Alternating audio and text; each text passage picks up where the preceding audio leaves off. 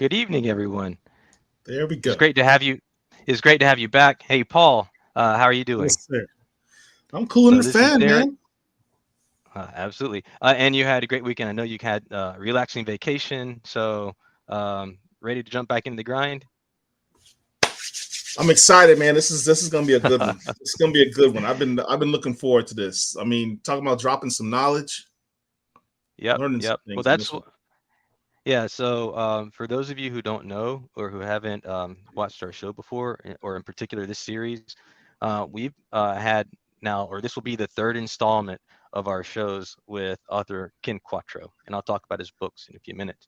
But over the course of the last, I don't know, 6 or 7 weeks, we've had him two previous times talking about some big names from the golden age, black comic creators from the golden age of comics. And those are some of the ones who, for their time, um, they were mostly unseen. So what Ken Quattro has done through his body of work and his research of firsthand documents and interviews is to give us a lot more information about these people. So just quickly, I'll talk about his book. I'll pull up a slide for it as well. So his book is called Invisible Men, the Trailblazing Black Artists of Comic Books. And for those not familiar with Invisible Men, it contains the riveting stories of black artists who drew mostly covertly or behind the scenes superhero, horror, and romance comics in the early years of the industry. So tonight, we are really excited to talk about another artist who, as Ken was telling us backstage, is probably one of the more prolific Black artists and creators for comics of that time. So without further ado, I'd like to bring onto the stage Mr. Ken Quattro to get us started off. Hi guys, Hi, how you Ken. How doing? are you? Good. Ken, first of all, we're so happy to have you back for our third show. Yes, Um, indeed. And I said this the last time, and I'll say it again up front. As you talk about the research that you've done on these creators, the thing that comes to mind is the fact that you really have to do some digging to find this information out because you're not going to find it in what was the mainstream media of the day. So I liken your work to saying that you basically went and dug up things from the library in Alexandria that might have been completely burned, and somehow you found that stuff, and you're bringing it to us and you're sharing it with us. So just for the community, I just want to, I don't think I've said it before, but just thank you for the work that you've done for Oh, helping thanks. us all to know more about these creators, the impact that they had both in the industry and for the people to come behind them, the Black creators to come behind them. So thank you. Well, I appreciate that, Derek. And like I say, even say in the book, at the end of the book, I say I just want this to be not the definitive word on these artists, but the starting point. And I hope a lot of people do research beyond me and find more. And this is a starting point. It's not the finish line. Yes. Now, just quickly, I'll give a quick overview of the shows we've had in the past. So we had a first show on Matt Baker. So be sure to catch that replay. It's available on our YouTube channel. By the way, feel free to like and subscribe. Like this video, subscribe to the channel so you can catch all of our videos. But we did have a great discussion on Matt Baker, which a lot of people know about. But Ken pulled out some gems of information that maybe not everybody knew. And then in part two, we talked about two more creators who were very, they're even though they had very similar beginnings, they went in completely opposite directions. So that was Owen Middleton and Adolphe Barreau. And tonight we will be talking about Elmer C. Stoner. And Ken, I'm just going to hand off straight to you so you can tell us a little bit about Mr. Stoner, why he was important, and what brought you to start researching him. Okay. Well, first off, in my opinion, Elmer Stoner is the most important Black artist of the Golden Age. And without him, there may not have been any Black artists to come along afterward. Um, Unlike Adolphe Barreau, who was a contemporary of his, Stoner was born in 1897, But unlike Barreau, who hid the fact that he was black, Elmer Stoner never did that. He was always very open about, being black. And he came out of Pennsylvania. He's from Wilkes-Barre, Pennsylvania. And like I was telling Derek earlier, before we got on the air, Wilkes-Barre at the time had 50,000 people living in it, of which only 700 were black. But they were pretty integrated into the community. And it was kind of a unique situation. And his father was, even though he was a porter for most of the time, he was also a pastor and very active in the AME church in Wilkes-Barre. And he headed up a black version of the YMCA that was there. And Elmer was right by his side the whole time. He taught a lot of Sunday school classes and was very active in the YMCA himself, right up until the time he ended up leaving years later. But when he was a teen, his talent came to the notice of the wealthiest man in town, a guy named Fred Morgan Kirby. Well, Fred Kirby was the co-founder of a company called F.W. Woolworths, where, if you're old enough to remember Woolworths dime stores or 5 and 10s, yeah, he was the co-founder of the store, and a very, very wealthy man, one of the wealthiest men in the country, and he lived in Wilkes-Barre. Well, Stoner was working as a teenager. He was working at the local Woolworths, which was the flagship store. And somehow his talent, his drawing talent, came to the notice of Fred Kirby. Kirby was so impressed by Stoner that he paid for 4 years of college at the Philadelphia Academy of Art for him, so he could go to college and learn artwork. And while he was there, Stoner was a star student, and he ended up winning an award called a Cresson Award in 1922. And he spent the summer in Europe studying with at the French Academy, learning fine art. And he came back to the United States in August of 22, which is just in time for this historic showing, a presentation at the Harlem Library. And it was American Negro artist presentation. And it was the first showing of black artists, solely black artists in the United States. And it was run by the woman who's the head librarian of the Harlem Library. Well, Stoner was one of the artists who showed at this show. And he was mentioned in numerous newspaper articles because his artwork stood out amongst all the others.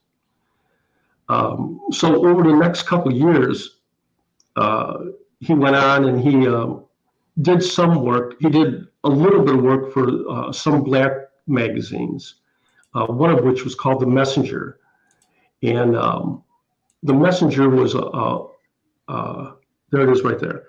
In 1924, The Messenger was called the world's greatest Negro monthly. And what it was a collection of stories and artwork by the best of that time. Because going on at exactly the same time was what's known as the Harlem Renaissance.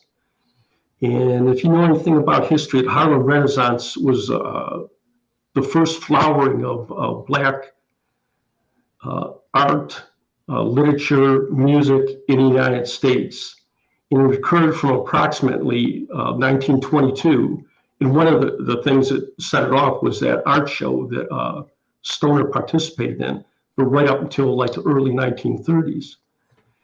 And during this time, Stoner also met his first wife, a woman named Vivian. And Vivian was very active in literary circles at that time. And she knew all these writers and artists. And Elmer Stoner himself was just a small town kid. And so she introduced him to all these famous people like Langston Hughes and Nora Hurston and stuff like that. And they all hung out together. They would have parties, and it was a very close-knit group of people. And he got to, become well known within the entire community of the Harlem community at that time. But after doing work for the Messenger, most of the work that Elmer did was for the white media, which is highly unusual for that time. As a matter of fact, the only other black who crossed over into white media at that time was a man named Elmer Sims. And he was a commercial artist, and he was a contemporary of Stoner's. And they were the only two black artists who crossed over into the white media, and therefore were more successful than other black artists who stayed within the, just black magazines and newspapers. Well, I actually had a question for you. Sure. Because when you talked a little bit about his background, and I know one of the things that you mentioned in your book is that he could trace his family basically to the very foundation of the United States. I mean, his great grandmother was freed from enslavement by Martha Washington herself. Right. She served as a cook, right? Right. Excuse me. Yeah. Right. And he had a grandfather who was a drummer in the Civil War. How did his legacy affect his career or approach to being a comics illustrator, in your opinion? He was very proud of his legacy as a Pennsylvanian. He would always talk about it. In almost every interview I read with him, he would make some mention of it, that he was a fifth generation Pennsylvanian. And he didn't really focus upon the fact that he was raised any differently than anybody else. He was very, like I said, the community he was raised in was very integrated. And I've seen photographs of him, like when he was a young man, and it was just a very integrated community at that time. And I get the feeling that at least that part of Pennsylvania he was in, he was very comfortable where he was at. And it was an area that he would keep going back to over and over again. Matter of fact, that's where he ended his life. It was part of an artist community in Bucks County, Pennsylvania, later on. Because I know some of these artists that you review in your book, some of them had more humble beginnings, right? But he actually didn't really have that. I mean, he would at worst be deemed as having a middle class upbringing, right? Well, that's the feeling I get, because his mother was a concert pianist. Yeah. His one brother ended up becoming a professional musician. His sister ended up becoming a clothing designer. So each one of them excelled at whatever they did, and they all went into the arts, which is highly unusual for anybody, of any race at that time, unless they came from either upper class or upper middle class, situation. So he was unique in that way, and maybe that was one of the things that impressed Fred Kirby, to sponsor him in the first place. Right. Just to get back to his career, though, his commercial art career, like I said, he was working in the white media.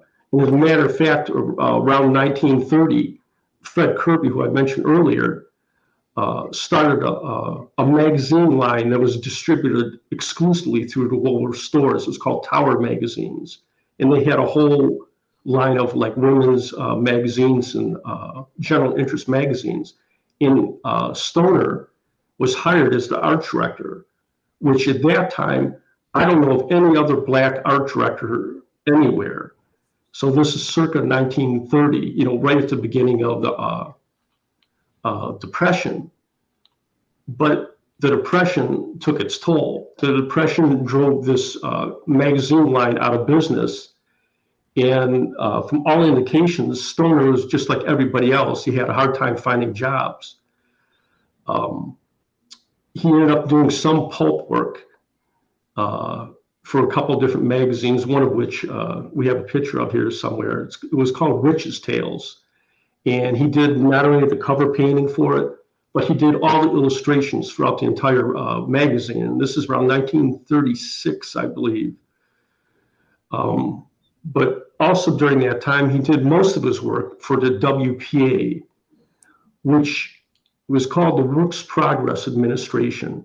And what it was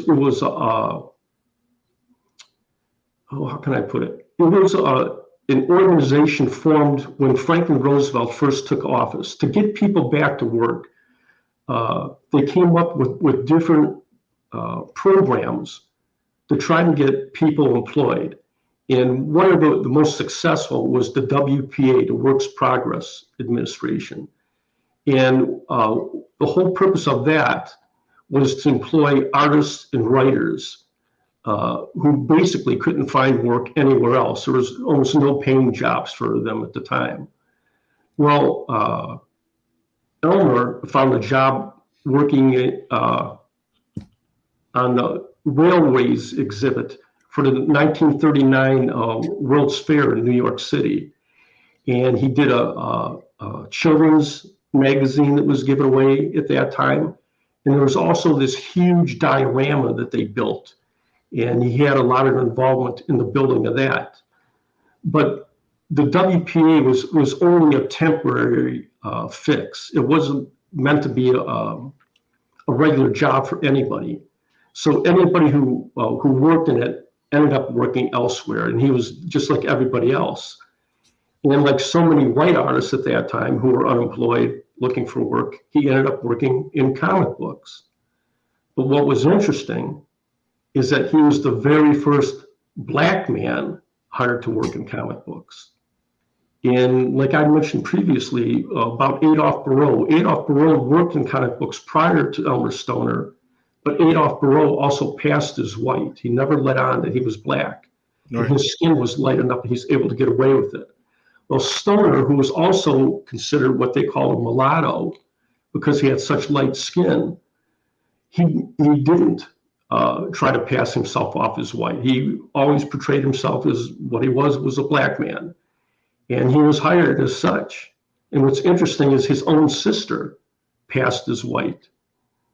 And she's the one who ran the costume design and everything. But he didn't. And his first job was with a comic studio called the Harry A. Chesler comic shop. And that was one of the first comic studios at the time. And what Elmer found through the Chesler studio and afterwards with the Jack Binder studio was that he could get jobs with white publishers without having to appear in the publisher's office with his own portfolio. And what it was, and I'll explain again to people who haven't seen this previously, is comic shops at that time, these comic studios, were studios who they would crank out comic books like on an assembly line,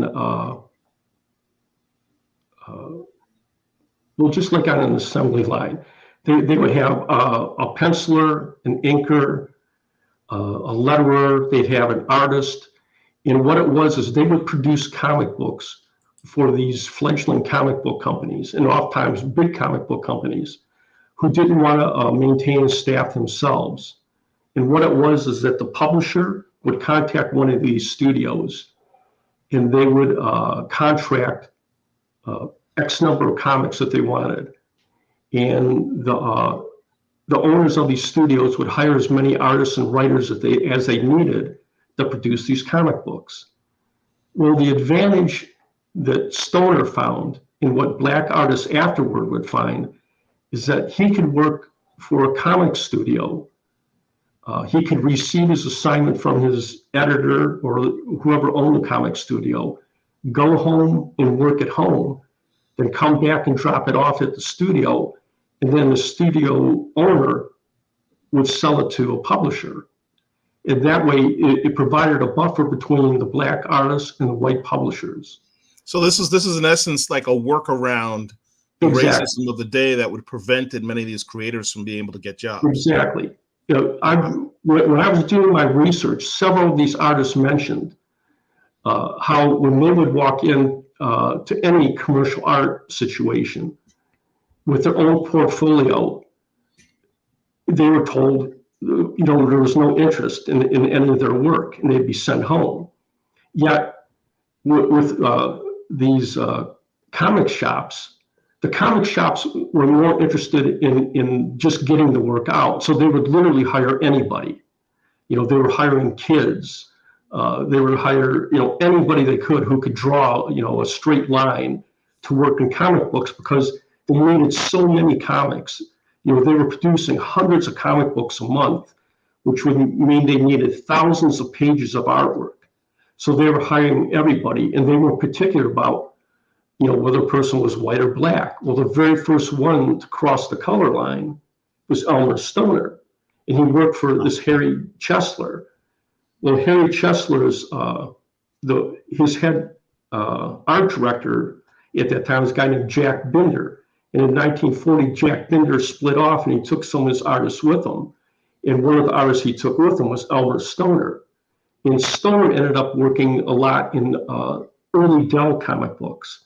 And that's where you really notice his first artwork. Prior to that, he was probably just doing inking and stuff. And I haven't really identified anything he did prior to 1940.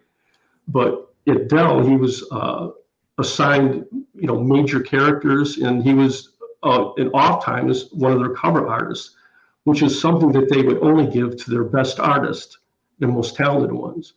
I want to point out something here. Sure. Derek just switched to this slide. Go back one slide, Derek. Look at the art on the left on this Witch's Tales. That's his art, correct? Correct. Now let's go to the next slide. This art with Phantasmo, the superhero of the day, who's remarkably very similar to Superman, by the way, right, in terms of his powers or what have you. Same artist, two completely different styles. Right. And like I say, that's something that you find a lot with people who are trained in fine art. Fine artists, especially ones who are trained as painters, don't spend as much time drawing as they do painting. And a lot of times their drawing is just considered as an underlay to the finished artwork. So they don't spend as much time doing it. And that could be part of the reason why it's not as finished looking as, say, his paintings were. The other thing is that as a comic book artist, you're paid by the page and how quickly you can churn the pages out. Well, you don't have a lot of time. Ideally, you should be able to knock out at least one page a day, if you pencil it, and at least it would take another day or so to ink it. So if you wanted to eat, you were going as fast as you possibly could. And chances are, that's why Stoner and a lot of these guys who are fine artists who ended up in comic books, a lot of their work looks relatively crude in comparison to their fine artwork. But Stoner would do the entire thing. He would do the lettering, he would do the inking, he would do everything himself. And from reading his stories, there's a lot of similarity. I'm pretty sure he wrote his own stories too. So in other words, he was totally self-contained. Even though he would work for a studio, he worked out of his own studio at home. And that sort of like set the pattern for every, and that sort of set the pattern for every black artist of the Golden Age to come afterwards, because every single one of them following him worked for a studio, and they worked in a similar situation. Alvin Hollingsworth and Matt Baker and all these other guys all worked for a studio, and most of them worked at home and would drop their work off at the studio after completing it. The only one I know who worked in studio was Matt Baker. Can I jump in here and go a little off script? I know I'm going to make Derek nervous because Derek he's the producer. His job is to make things go smoothly, and he hates when we go off script. But there's something that you had in your book that we didn't discuss before the show, but I want to present this.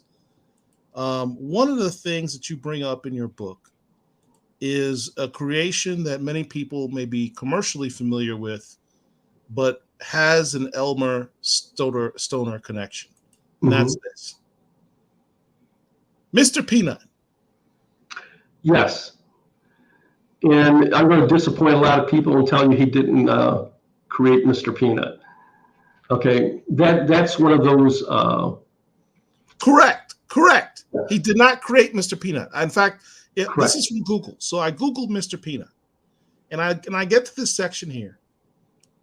And it says, what is the origin of Mr. Peanut?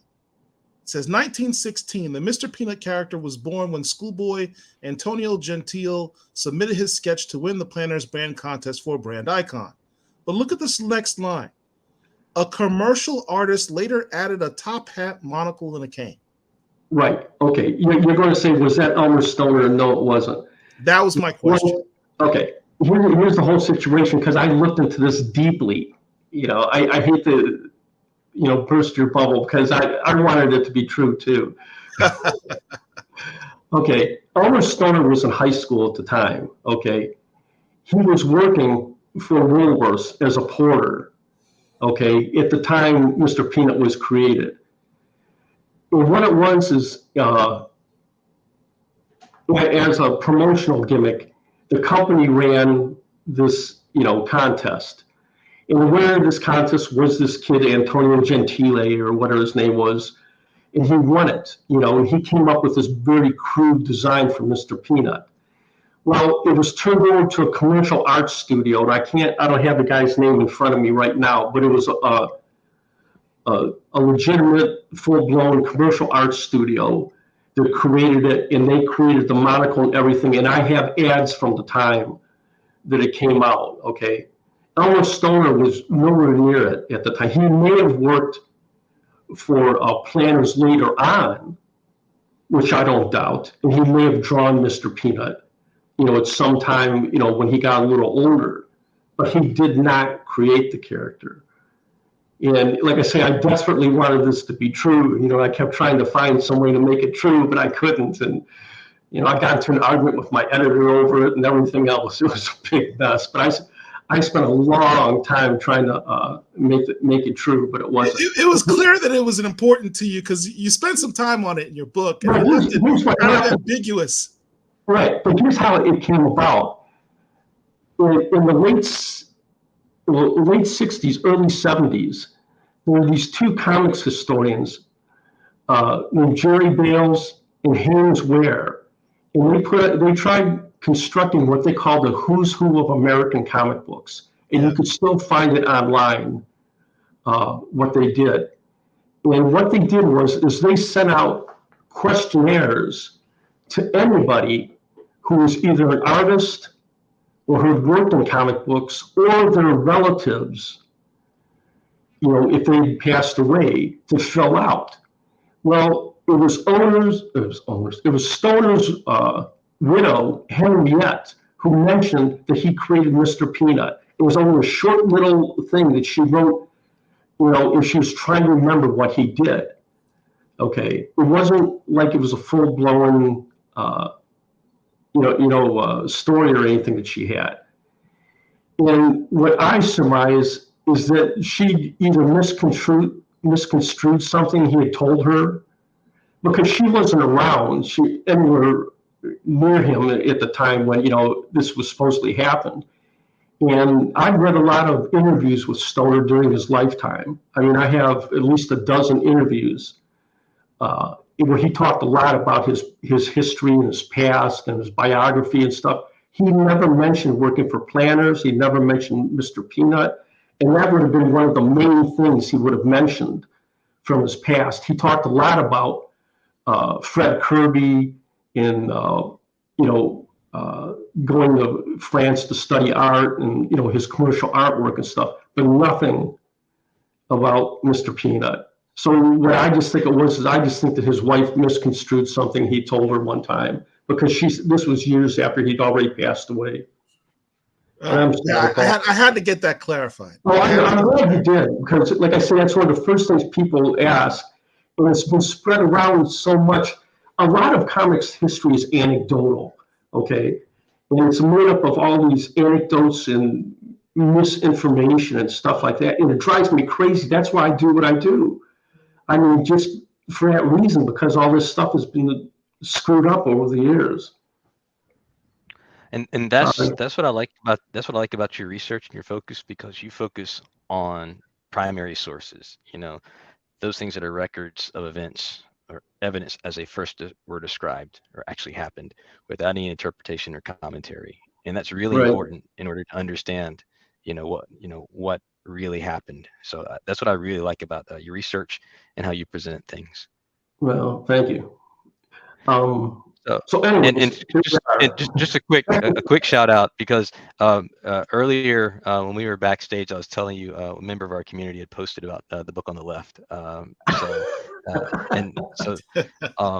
Darren Shout out Flood to is Flood. saying somebody in this community owns that Funnies 45 book and recently picked it up. So shout out to whoever that may be, Darren. Well, the more famous Funnies cover is the one where Phantasmo looks like he's entirely naked, which is Yeah. Have you seen that one? And it's He basically has like the red like red ropes or something around his legs, and no. Well, yeah, kind of. It's what it was. It was the way they colored it. It was just bizarre. And it just makes him look like he's naked, even though he's not. And it's been printed and reprinted so many times, and people collect it just for that, for that cover. But he really wasn't. He does have clothes on, folks. So it was just bad coloring at the time. But he created Phantasmo, which was one of the first Dell superheroes. He entirely created it himself. So anyways, after he left the Binder studio, he worked for a guy named Bernard Bailey, who had another studio. And Bernard Bailey did a lot of work for a lot of obscure comic companies, but one of the companies he worked for was Fox. And if you go to the next slide. Oh, okay, this is still a Dell comic. I'm sorry, I want to mention this one. One of the Dell comics he did was War Heroes. He did about a half a dozen issues of this. And there's a true life stories in here of war heroes, just like it says. Well, he not only did the covers for the comics, he would often do interiors. In this one particular issue of War Heroes, number 5, he did the cover for the stories. And another of the stories that's in the comic was by Owen Middleton, which is the only comic book story bearing Owen Middleton's name. So in other words, almost the entire comic book was done by black artists. Wow. And this is circa 1942, 43, something like that. So this is years before like all Negro comics. Okay. This is the blackest comic book of the time. Yeah, by far. And that just tells me though how important Stoner was to in his studio, because he obviously got Middleton into the comic book. Stoner was known for getting other black artists hired, and I'm almost 100% positive he's the one who got Middleton hired, because Middleton also worked for the Binder studio at the same time.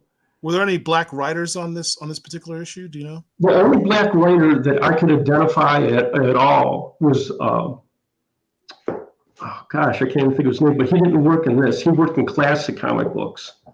And gosh, I'm losing my mind right now. You put me on the spot. It is.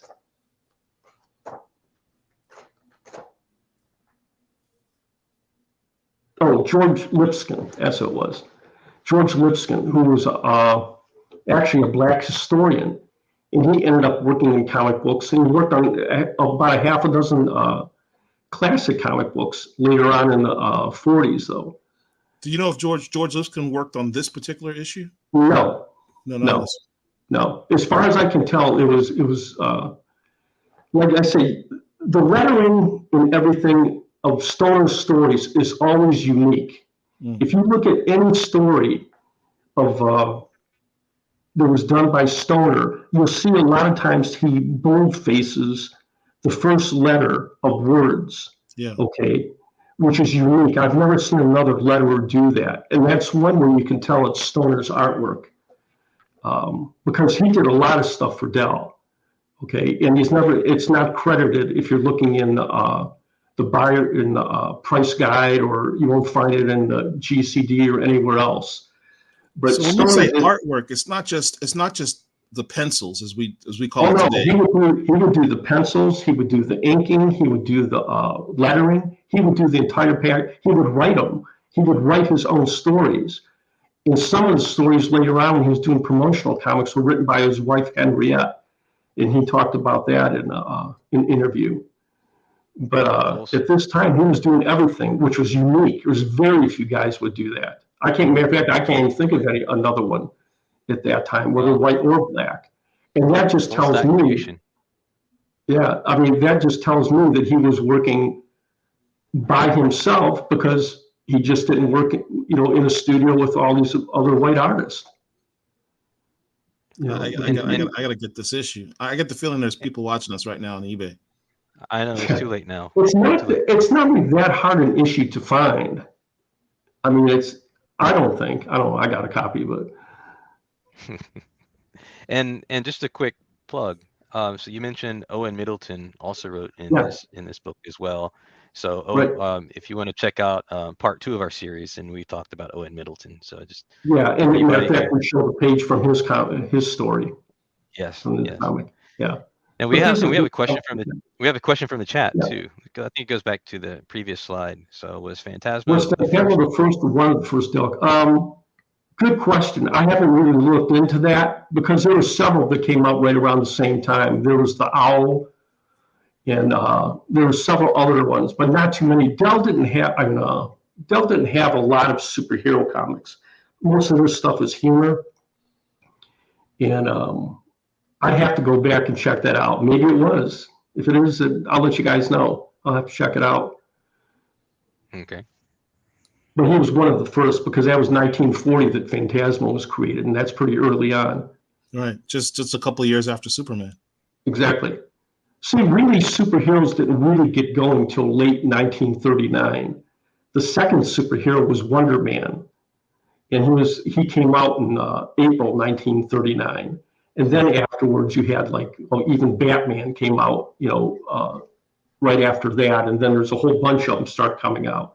But 1940 is pretty early in the whole process and the whole genre of superheroes. Wow.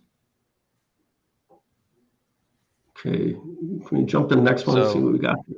Yeah, so I'll just say, and Paul already said it, but you may have created another book that people will be chasing in our community now, is War Heroes. Hey, there's, if you guys are looking for Stoner artwork, wait till we get to flip to the next slide. Oh Lord! Oh God! Yeah, we were talking about this one. Okay. If there's some Stoner work that I really need to track down, it's okay. Well, anyways, he was working for Bernard Booley's studio at this time. Okay, but from 1944 through 1946, when the Booley studio went out of business, he produced the cover to every single Fox comic book, except for 1 or 2 that I've found. And he was kind of subversive in some of the things he would do. Like Derek has isolated the train on that Blue Beetle comic. You can see the ECS, he put his initials on the train there. But to me, the more interesting cover is the one on the right, the Rocket Kelly. Most times when you see a globe portrayed in a comic book, you'll see the United States front and center on the globe. Well, on this Rocket Kelly cover, it's very obvious it's Africa. And Rocket Kelly, who was a white astronaut, for some reason is taking off from the middle of Africa, which has nothing to do with the story or anything inside. It's just he's taking off from the middle of Africa, which I think is very clever of Stoner kind of just working in like a little, Easter egg kind of thing there, which nobody, much noticed. And from what I can tell, I think it's like Zimbabwe or something where he's actually taking off. Yeah, that's right above South Africa. I mean, right. Wow. That would make a great, as you said in a chat before, that would make a great T-shirt. Yeah. Yeah, those are some issues. I wonder, is it public domain yet? What year is this? Oh, that's exactly. You saw where my head. See, Derek and I, we were on the same page. Yeah, that's exactly where my head was at. These are I didn't all want to say it. It is public domain, you said? Okay. Yep. All right. Yep. I mean, this Rocket Kelly cover. I mean, I can imagine renaming this Rocket Kareem or something, and making a black astronaut taking off from. And I'm surprised. I wouldn't be surprised if my boy Herschel does a variant. Yeah. That's some beautiful artwork right there, man. Anyways, Buck Rogers, Flash Gordon, pulp comics back in the day. Yeah, well, Stoner was very important to Fox. Like I said, he did write Blue Beetle. Well, this Blue Beetle is public domain. There's a later Blue Beetle, which is owned by DC, which is owned by Warner Brothers. So you got to be careful there. Yeah. You know, it's a different Blue Beetle because there's been several different iterations of them. But the Fox Blue Beetle is public domain. Yeah, and although Stoner didn't invent this Blue Beetle iteration, he certainly was their primary. Oh, by far, yeah. Like I said, the character was created in 1939 by the actually for Fox, but by the Eisner Iger studio. And at that time, even though people identify characters with publishers, they really didn't belong to the publishers. The characters were really created by the studios. So sometimes you'll see the same character appear at different publishers. It's kind of weird. But what it was is that the studio would carry the character along. A good example is Phantom Lady. Phantom Lady was created for Quality Comics by the Iger studio. Okay? But the Phantom Lady that everybody knows that appeared later on was still owned by the Iger studio, only she appeared in the Fox comics. Do you see what I'm saying? So it was the character would stay with the studio and not with the publisher. People don't understand that it was a totally different relationship with comic books at that time, because the publishers most of the time didn't have their own staff. They would hire these studios that create these characters. And that's where the characters would stay, and they would move around. But Blue Beetle's been with Charlton. He's been with, DC. He was with somebody else in there too. I'm trying to think. Oh, when Fox lost control of, he went out of business briefly for a couple of years. He belonged to another company. So he's been with like 4 different companies, but it's the same character. Wow. Probably more history than you care to know, but no, I mean this is incredible stuff. Okay. Anyways, after in 1946, like most black artists, Stoner basically left mainstream comics except for one. And if you could go to the Challenger, which should be the next one.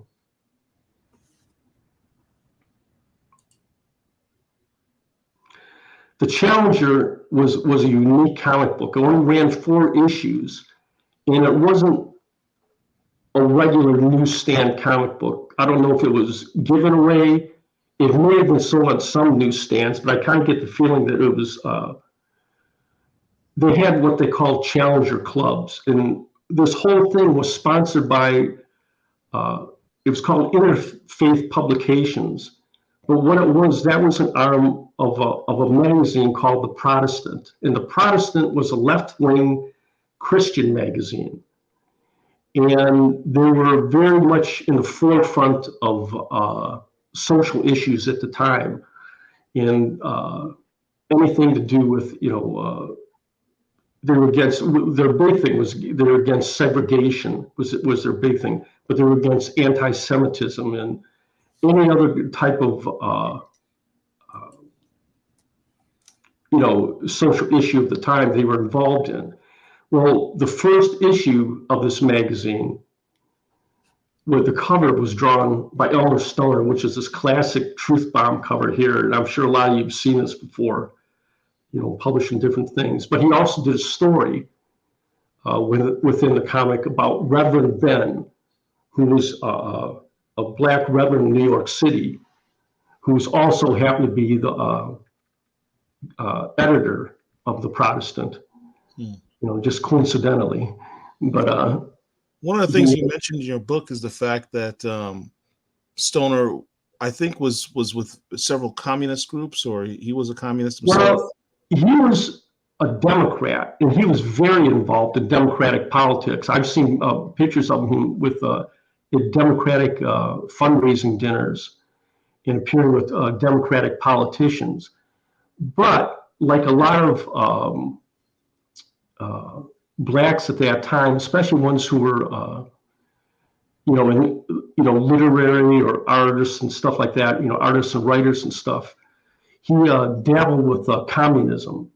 Right. And one of the best articles I read about him appeared in a communist newspaper called the Daily Worker. I'm sure you might have heard of that.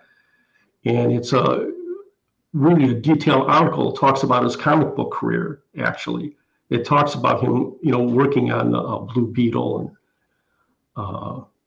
the Green Mask and all these other characters of the time, which is kind of interesting, that they did that. But a lot of these artists, like Owen Middleton, who I mentioned before, Owen Middleton was a communist. Right. Elton Fax was a communist.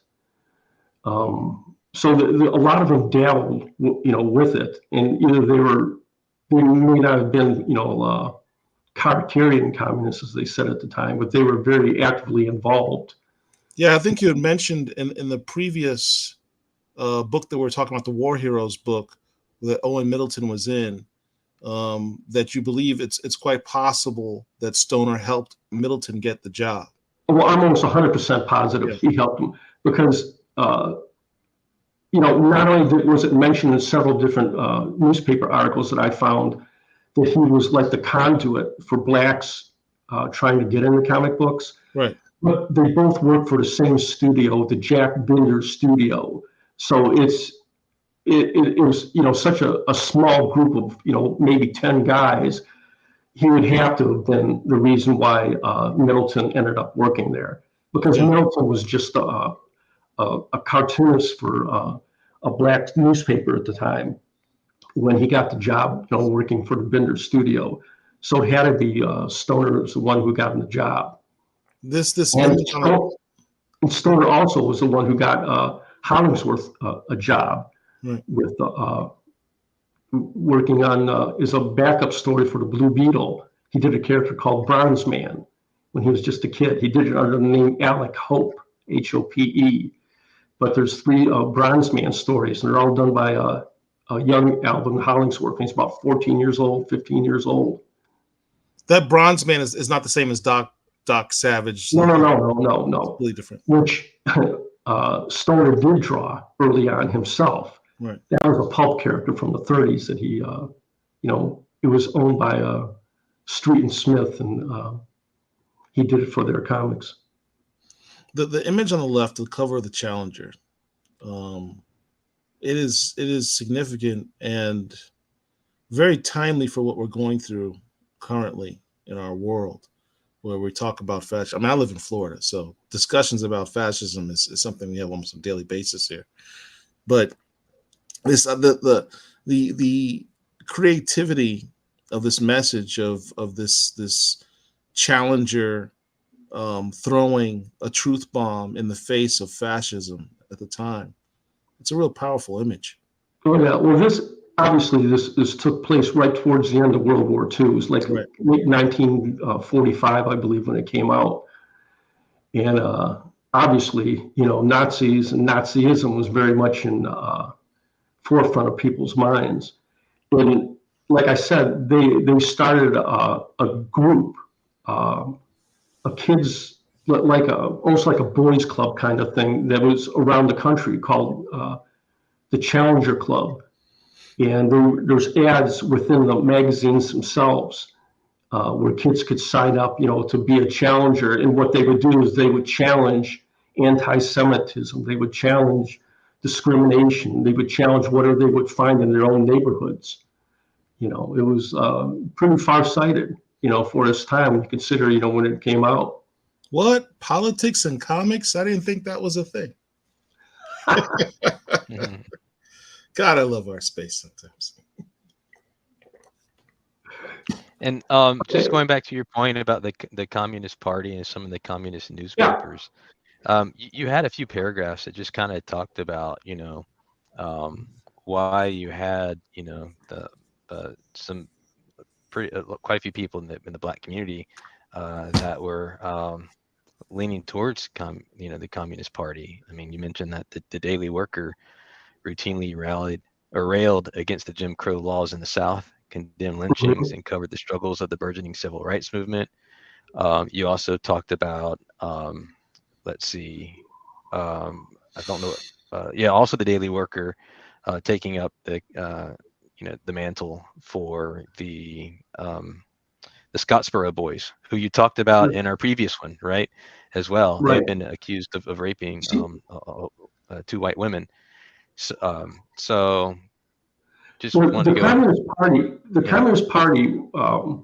I've done a lot of research on them too. Okay, but they were more active in comic books than people realize, and that's the subject of another book I'm going to do some other time. But back in the 1920s, not only were they trying to get inroads with working class Americans, like labor unions and stuff like that, they tried to find the underclass here in America, and very obviously it was Black Americans. And they tried to figure out a way to get inroads with Black Americans. Well, the Scottsboro case came up in, I believe, it was about 1932. And it was these seven, I believe it was seven young Black men were accused of raping these two white women. Long story short, the case spread out over a number of years. And what it was is the Communist Party provided the Scottsboro boys with legal representation that entire time. And because of that, they ingratiated themselves to a lot of Blacks, and especially Blacks who were authors, writers in newspapers, artists and stuff like that, were very drawn to them. But so were a lot of white Americans at that time too. That's why years later in McCarthy hearings, we're always digging into people's past and, saying like, oh, you belong to the Communist Party, which a lot of people did in the 1930s, but especially a lot of Blacks. But post World War II, just like a lot of white Americans, a lot of the Black Americans drifted away from it because they felt that they were being used by the Communist Party. And especially since they already had the burden of being Black here in America, being Black and communist was really bad, which is like what Paul Robeson found out. Yeah. When he was literally, exiled from the country, ended up living in Russia. Okay. And yet he was one of the greatest entertainers the United States has ever had, but he was chased out of the United States. So that was sort of like a warning to any other, Black communists of the time.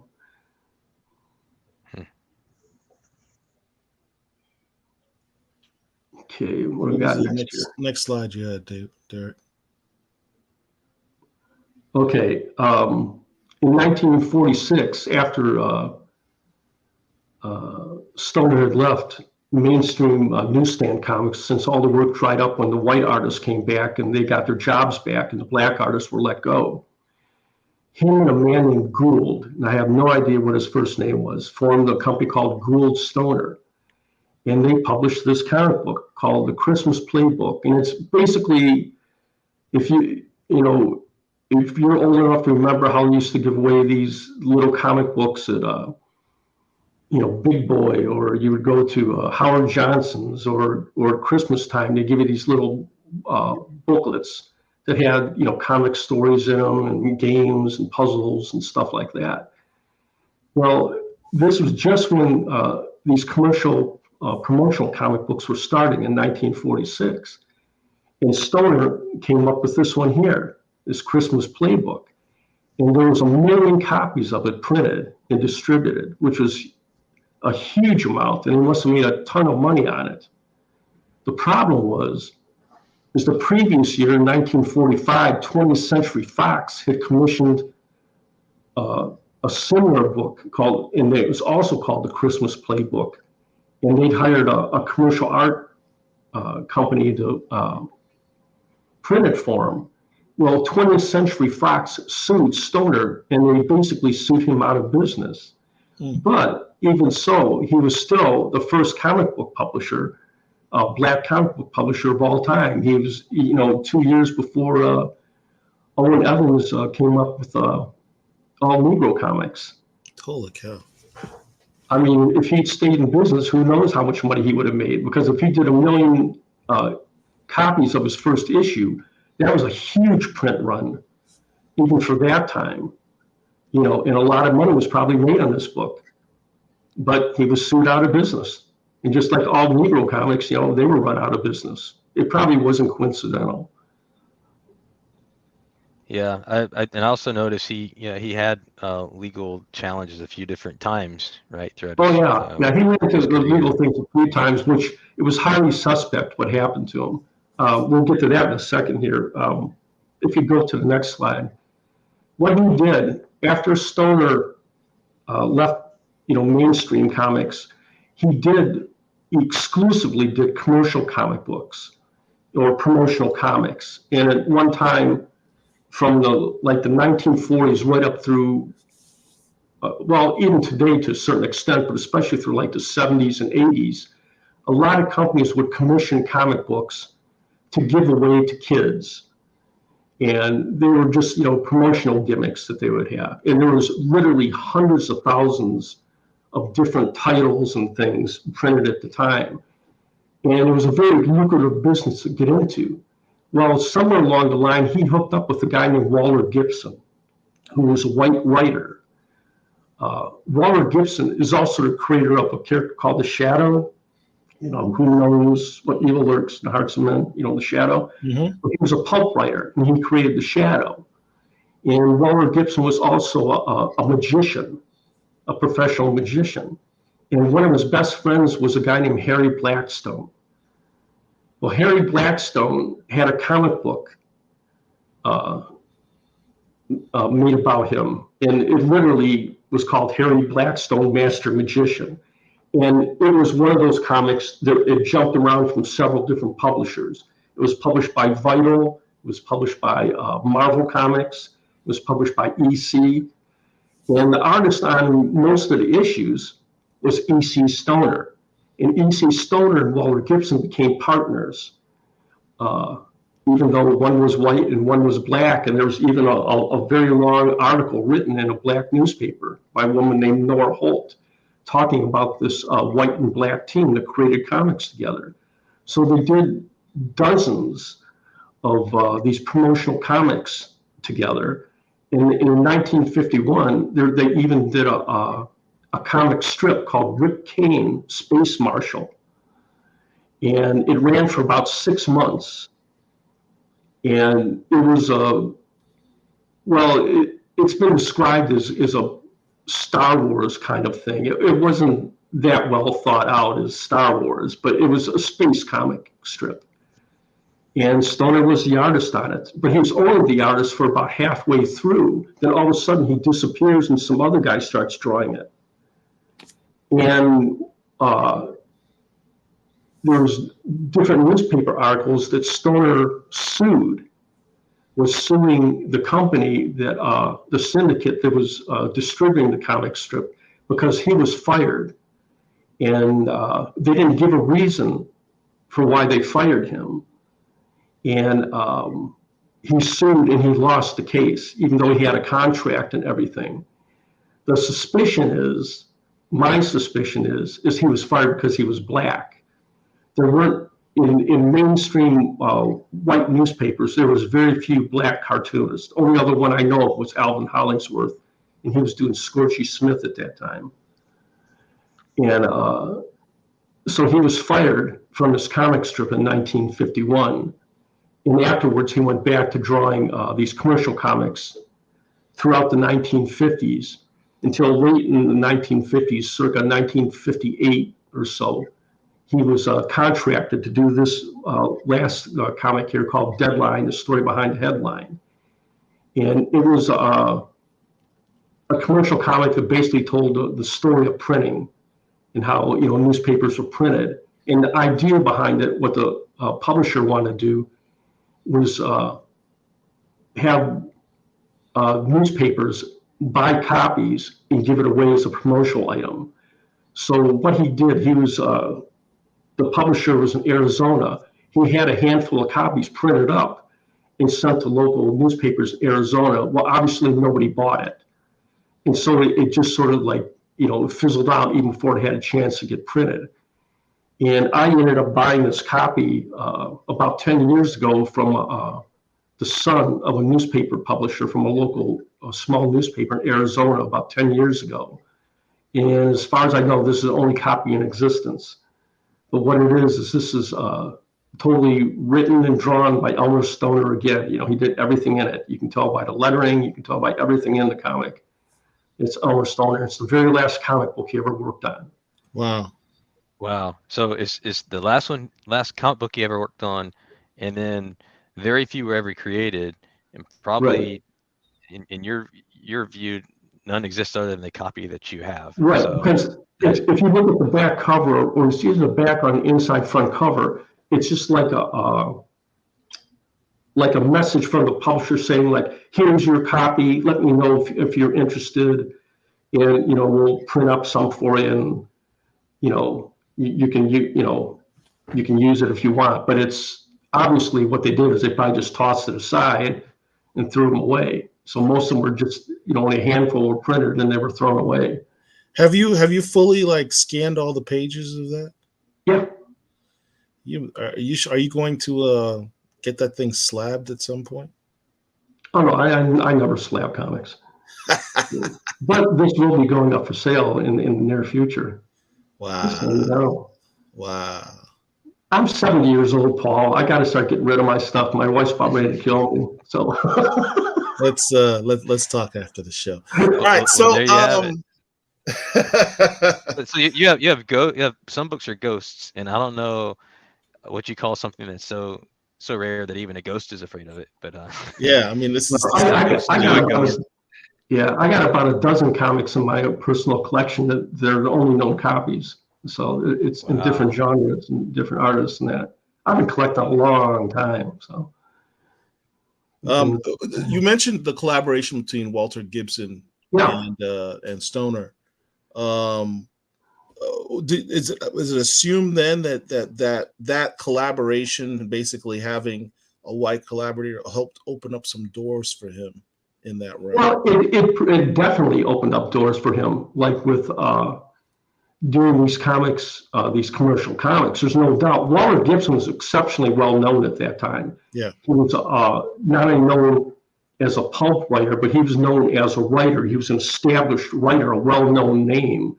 You can look him up on the internet and that, and you'll see, references to him as, the creator of, The Shadow and these other pulp characters. A very well-known writer.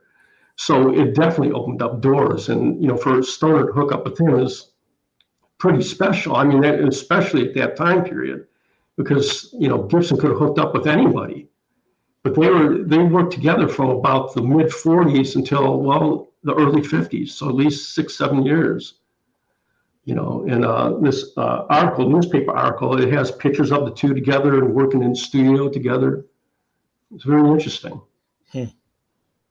And towards the end of his life, Stoner basically worked exclusively as a painter. And even though let me back up a little bit. Stoner was also, he owned a lot of property in that too. Early on, he started buying property in New York City. He lived in Greenwich Village, and he owned the building he lived in. Oh, wow. And that's those pictures, like if you look at the very first picture, that picture right there, for instance, that's in his house, okay? It's a beautiful apartment that he had. That's it right there. That's a bigger picture of it right there. But he owned a lot of property in Harlem and in New York City. He owned buildings and stuff. And, he was making money off of that. He appeared throughout the 1960s, in those Gordon's gin ads, which were published in Jet and every other black magazine and newspaper at that time. If you look at anywhere from about 1966, 67, right around there, I guarantee you'll see this ad in one form or another, with Stoner in it. So he was very well off, and he did a lot of paintings which were sold through an artist group, interesting enough, in Pennsylvania, in Bucks County, Pennsylvania, which apparently he also owned a home there too. And I've contacted that studio, and everybody connected to it, it's dead now, unfortunately. And nobody knows if any of his artwork's still floating around, but I'd be willing to bet, since he sold exclusively through that art gallery, that there's probably paintings of Elmer Stoner's floating around in Bucks County, Pennsylvania, if anybody lives there. Wow. Go check it out sometime. Because his artwork appears in many museums, like the National Gallery, I believe, has something by him. And, he was a well-established painter for many, many years. So, Ken, I had a question, kind of going back to the very beginning. I Sure. found it pretty interesting that his early art education and some of his career opportunities came from the founder of Woolworth. And that happened to be the same company that refused to hire Black people for non-union roles in their stores. So, and you talked about both sides of that. I mean, could you say something about it here? Well, this is something you'll see a lot. If you study Black media going back, to early 1900s and stuff, or just Black history in general, you'll find this dichotomy between the way a lot of white liberals, they would do one thing and they would do another. It'd be totally contradictory things.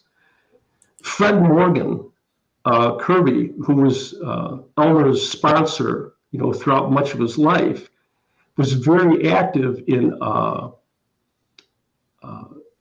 he set up a scholarship at a local university for Blacks, which was unusual. You're talking about the early 1900s, 1920s. He was involved in a lot of social programs at the time, and he was very active in his church, which was an Episcopal church. And they were very open to integration, everything like that. Yet his stores, particularly one in Chicago and in Harlem, wouldn't hire Blacks. Or if they did hire them, they would only hire them as porters. They never hire them as salespeople, which were the ones who were in contact with people, And what happened in circa 1932, 33 is that there were several boycotts of Woolworths. Big one in Chicago went on for months until they finally got them to, hire some Blacks. And then the one in Harlem followed up. And that was led by Adam Clayton Powell, who, some of you may remember if you're old enough. He was eventually a congressman from New York City, but he was always a social activist going back till the 1920s. And one of the things that made him famous was his boycott of Woolworths. He led this boycott, and they finally were forced to start hiring. But even in the Harlem Woolworths, they wouldn't hire Black salespeople until they were forced to. And yet Fred Kirby was Stoner's, biggest sponsor and backer. It's just this odd, dual, two-faced kind of thing that they would do. It was just very strange. Yeah, I just, I found that really interesting, and I'm just glad you're surfacing some of these. And, another thing that I picked up on, it sounds like, his Stoner's early life, I guess where he came up, it seemed to be pretty integrated compared to some of the other artists that we've talked about so far. And even at the high school that he went to, and he's the second most popular artist out of his high school. Could you talk about that for a minute? Yeah, he went to high school with a guy named Ham Fisher. Well, Ham Fisher created a character called Joe Palooka, and he ended up being one of the wealthiest, not just cartoonists, but one of the wealthiest men in the United States. off of this comic strip. Comic strip artists of the first half of the 20th century are the equivalent of what movie stars are today. They were extremely well paid. They were idolized by people. And if you could get a comic strip, a national comic strip, and you'd sell it, you were set for life because you would automatically be a millionaire. And, that's obviously, that was the goal of everybody who was ever in comics at that time. Stoner, had that brief foray, with Rick King later on, but he didn't make anywhere near the money that Ham Fisher did with Joe Palooka there. But yeah, it was Wilkes-Barre, Pennsylvania at that time. Pennsylvania as a whole had a lot of black artists, a lot of black writers and everything have come out of Pennsylvania, especially in the early half of the 20th century. Because during the Great Migration, even in Reconstruction going back that far, when blacks started leaving the South, the first state they would come to north of the Mason-Dixon line was Pennsylvania. So a lot of them settled there, including Elmer Stoner's great-great-great-great-grandmother, who, after she left the plantation there in Virginia, she went north to Pennsylvania and she settled there in Wilkes-Barre. But that's why you find so many of these artists are from that area. I mean, not only Stoner, there was, Calvin Massey, you got Matt Baker, you got, so many of these artists who just grew up in Pennsylvania. That's where Orrin Evans in All Negro Comics is out of Philadelphia. It was a key center. If you had to say there was if New York City was the center of white publishing, Philadelphia was the center of black comic publishing. Well, so, and here's another thing. I would want to get your thoughts on something, and you might not be able to answer this, but if you look at Elmer Stoner's trajectory and where he was headed, I mean, think about it: classically trained, well-educated, fine artist, and he's a well-respected artist of the Harlem Renaissance. And then the Great Depression hits, and the world seems to change. If the Depression had not hit, where do you think he would have gone? What do you think he would have done? Because I don't believe he would have done comics, personally, based off of what I've read. Right. He probably would. Most of these men wouldn't. He wouldn't have ended up in comic books.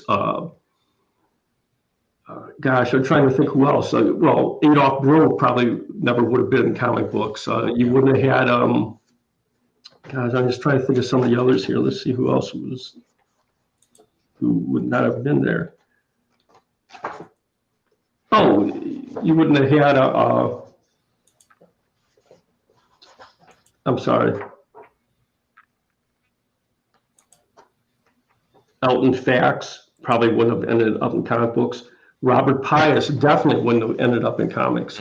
Robert Pius was an established historian. He was involved in working for the man who basically created the whole discussion around Black history. One of the first Black historians, and Robert Pius worked for him as an illustrator back in the 1920s. Like I said, these were highly educated men, very well established. But during the 1930s, just like everybody else, they were starving. And if it hadn't been for the WPA, where a lot of them ended up working, like Elmer Fax or Elton Fax worked for WPA, and him and Robert Pius worked together. As a matter of fact, they worked in a little studio together, and they both ended up working in comic books. So it was comic books was a haven of last resort for a lot of artists, white and black. And but for black, it was even more important because essentially there was nothing else open to them. There weren't commercial art jobs open to them where a white artist could get a job with an advertising studio or something like that. There weren't advertising studios hiring blacks. And that's something I realized from when I was communicating with Samuel Joyner, Mr. Samuel Joyner, back in the day, who worked in commercial art, and he was working in the 1950s. And he told me that, how often he was the only black artist in the studio, and how hard it was for him, when he would walk in on his own to try to sell his artwork, like with a portfolio, and how they would just turn him away. And that was in the 1950s. This is 20 years before. So you can just imagine how much harder it was for him. What Stoner did was amazing. It truly is. I mean, you're talking about a man who totally bucked an entire country, a whole systemic racism, of the time, and he broke these color barriers. And I don't know how he did it. And I don't know if it was, just his ability, or if it was the force of his personality. I honestly never met the man.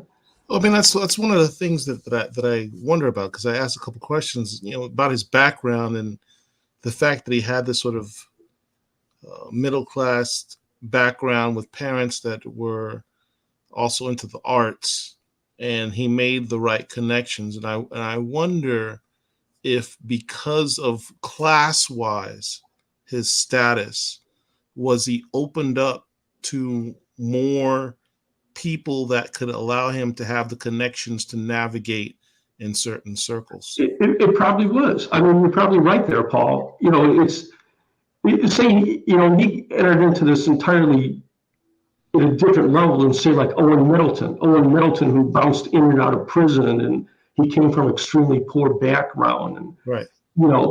It was entirely different. He never had the same shot that Stoner did. But Stoner, not only did he make the inroads, he made sure that there was room for guys after him. And I think that's what's extraordinary. He wasn't like Barreau, who just said, I'm here for myself, I'm out for myself, screw everybody else. I mean, Barreau didn't hire any black artists, to give you an idea, okay?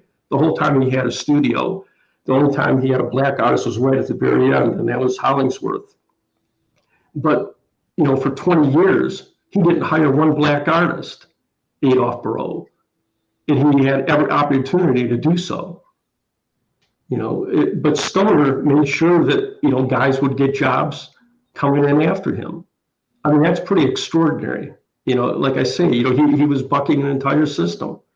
And that's why, the man, I hate to get on my soapbox here, but I pushed to try to get an award named after him and Baker. I wanted to call it the Stoner Baker Award, because they're by far the two most important black artists of that era. Him for what he, for being, the pioneer, and Matt Baker for his extraordinary ability. I mean, those two men were just extraordinary. I can't overemphasize it, how impressed I am by both these two. Yeah, they're just great stories. One other question for you. Sure. We've looked at, you've shared with us many examples of his art. What would you say would be the work that represents the best of Elmer Stoner? If you had to pick one. Well, his best work obviously was outside of comics, his painting and stuff like that. But within comics, I think you're best off going with the Blue Beetle. He did so much of the Blue Beetle. And some of the stories are crazy pants. I mean, you have to read some of these stories. They're just so nuts. Like there was no restriction on what he would write. The Blue Beetle had different powers every issue. It's like basically whatever it took to make the story work. That was the powers he had. But they're great stories. They're fun stories to read. But he did, from about 1944 through 46.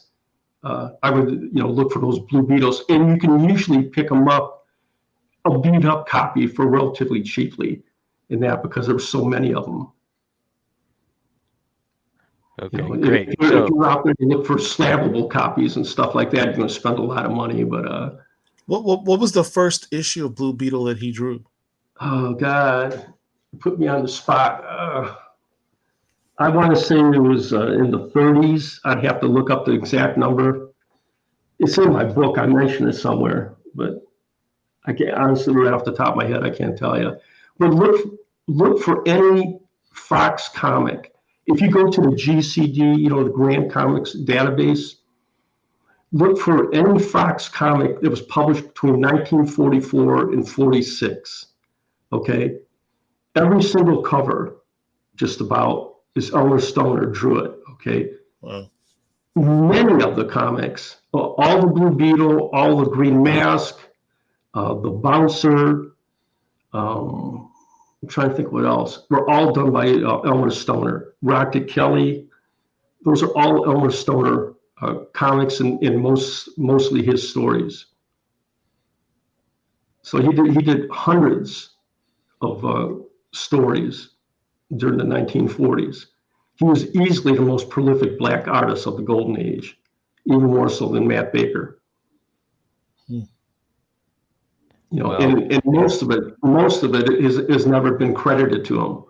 It just is, like I say, if you look in the GCD, they're not going to list Elmer Stoner on all those Fox covers unless somebody read my book and they wrote it down. But most of those covers aren't credited to him, which is ridiculous. Same thing with the Dell comic covers. All those covers for Popular and the Funnies. There was a whole bunch of covers by him he did. He never got credit for them. If you look at Vital Comics, there were these small comics that were about this big, about like this, these giveaways. He did the majority of them. There's just tons and tons of comic books with his artwork in it.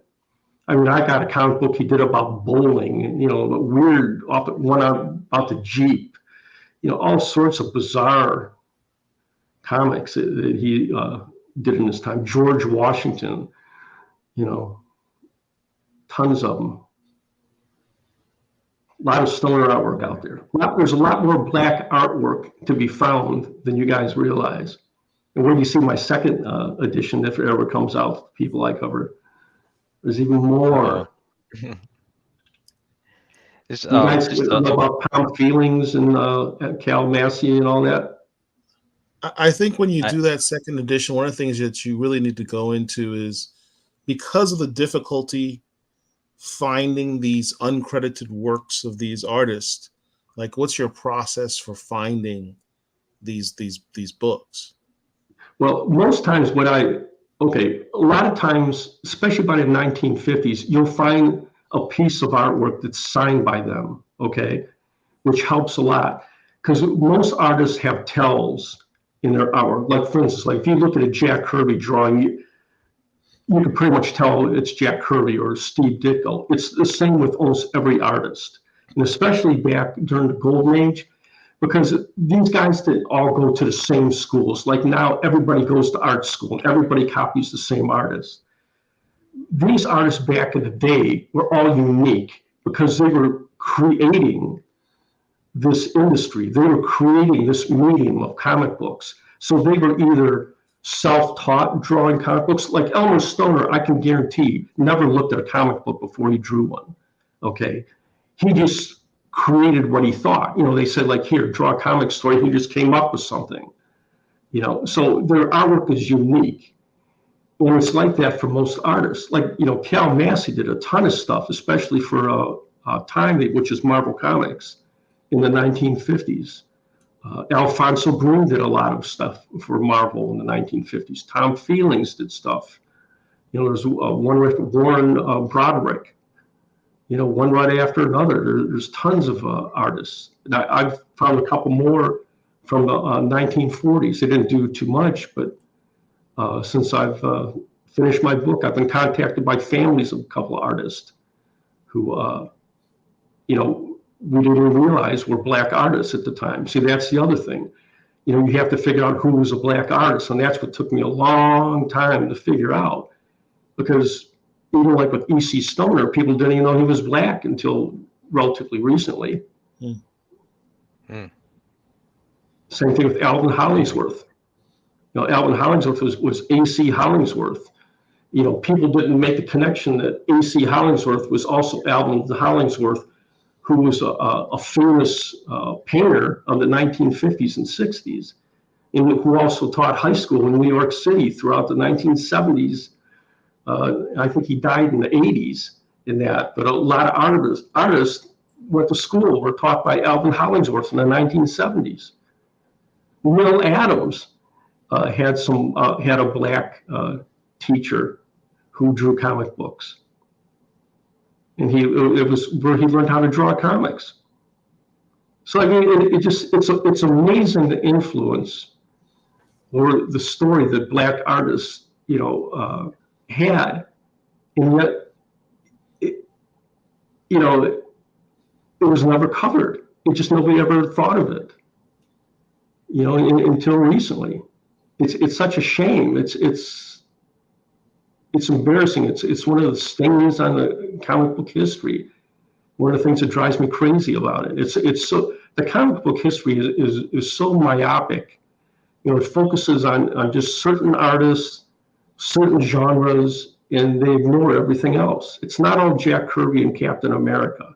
You know, there's a lot more stuff that was drawn in the 1940s. Well, we just thank you so much once again for bringing us this book. For those in the chat, I'm putting in a link right now, a very easy to find link for to find this book on Amazon. Check it out. I don't know if that was something that was widely known or not, Ken, that you're working on a part 2 of the book. I definitely can't wait to see it. I do hope you get it out.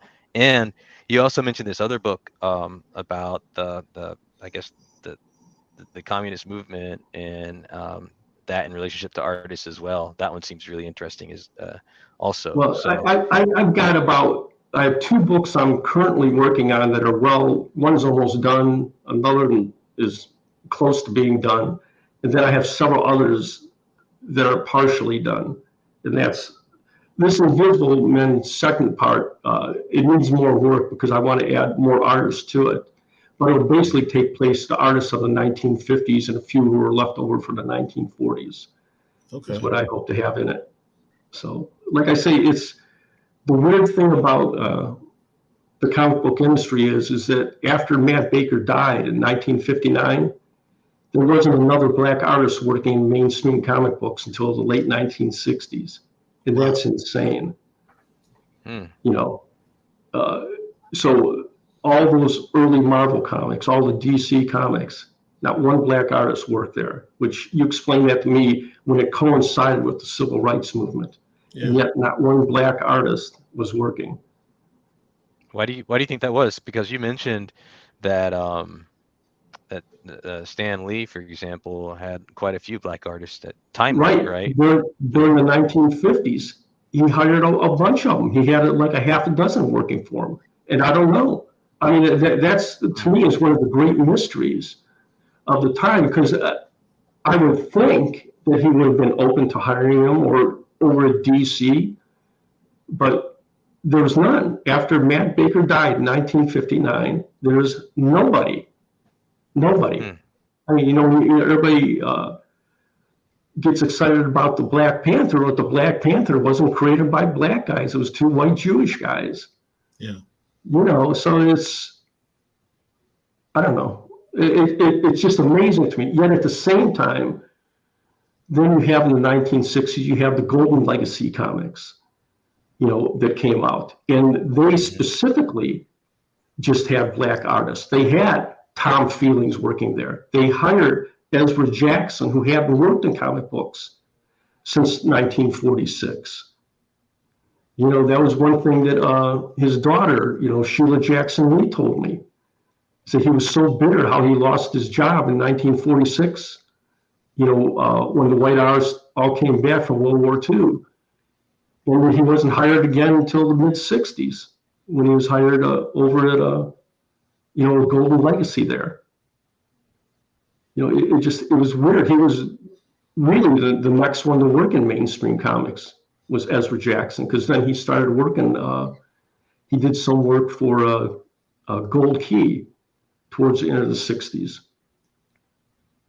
And he did some horror comics too, but those were slightly different. These big black and white comics that came out in the 60s, but they weren't the regular newsstand comics. Well, we just want to once again thank you for coming on this evening. Sure. We look forward to an opportunity to have you again if you'd like to show up again, because you've got so much packed into this book, so much to share. So if you'd like to come back, we're happy to have you. I'd love to talk about Hollingsworth next time if we can. Hollingsworth. Okay, Hollingsworth. Got it. Okay. It's a done deal. Cool. Absolutely. And just for a few people in the chat, let's see. Dino Spumoni said, "Great interview. Have you also heard of Black Key Comics?" Actually, we have. We know Brother Rico quite well. Tip of the hat to Rico. Great, and has a wealth of knowledge on Black comics. Gordon Mahon says, "Great points, Ken. The comic industry is a reflection of overall American society when it comes to ignoring or whitewashing Black history and achievements." This is true. Yep. So, just a few quick things. A reminder, we did our first show of the series focusing on Matt Baker. Make sure you go back and catch that if you haven't seen it yet. And then our second one focused on Owen Middleton and Adolphe Barreau. They had very similar starts and very different directions that they took themselves in. So great story there. And today's has been equally as good. Talking about Elmer Stoner. So with that said, I'll just have a few closing comments. As we always do in the Black Comic Lords, we want to make sure that everybody here who cares about Black comic writers, their works, Black comic stories, it's up to us to keep them going. The way we do that is we pre-order. We don't just buy them off the shelves. We pre-order them, which is our vote. That's the way that the comic companies actually get more of their books ordered. So make sure you pre-order, put it on your pull list, or be sure to subscribe. And also, back to the Black Comic Lords, don't forget, we have our recurring live shows, Wakanda Whiskey and Blurdom on Fridays, and then Real Talk with Rich, which will be on hiatus for the month of August, but we'll be back in September. And then the Ladies Live as well, about once a month. And we've had a lot of specials, as you know, interviews with creatives across the comic book industry. And we want to continue to do that as we close out the year 2023. So with that said, Paul, any words from you? No, look, again, Ken, we really enjoy having you. If you could leave us with just a brief summary of Stoner's impact on the comic industry and to Black creators in general. Well, sure. It just, like I said earlier, he was the first Black creator to work in comic books who identified as Black. Barreau preceded him, but Barreau, passed as white. But Stoner was the first, Black creator. And he opened the doors for every creator that he came across, any Black creator who came along after him. He, he helped a lot of them get jobs. And that was in an industry that was notorious for being, lily white at the time. And it's something he doesn't get enough credit for. And I read several interviews with people of that time who gave him credit for doing it. So it's not just something that I'm, surmising. It's something that, he legitimately did. Yeah. And he's just an amazing man, just incredibly talented, incredibly brilliant. Just a brilliant guy. That's all. I mean, can't say enough. And, go seek out his comic books. There's a lot of them out there, and it's well worth owning. Well, you're always appreciated, and this book is very much respected and appreciated in our community, revealing these hidden figures from the comic book history. Well, thank you, Paul. And if I could just say real quick, if I'm going to be appearing at the Chicago Fan Expo, August 11, 12, and 13. I have a table there. And hopefully I'll be there with Dr. Stanford Carpenter, who's a cultural historian, Black cultural historian. And he wrote the intro to my book in that. But he's a brilliant man and knows a ton of stuff. He's a lot smarter than I am in that. And we'll be sitting there, and we'd love to talk to anybody who wants to stop by. You heard it there Absolutely. first, everyone. So thank you very much. Anybody in the Chicago area at that point in time in August, be sure to go and check it out and get your autographed copy. Get your That's copy right. of Invisible Man autographed as well. That's right. There you go. All right. Okay, so we're going to go and close it out now. But I just want to thank the chat for some good comments and for joining us this week. And we do look to be back very soon with another discussion with Ken Quattro, in addition to continuing our normal shows. So with that said, this is Derek and Paul and Ken signing out for the night. Take care. Bye, everybody.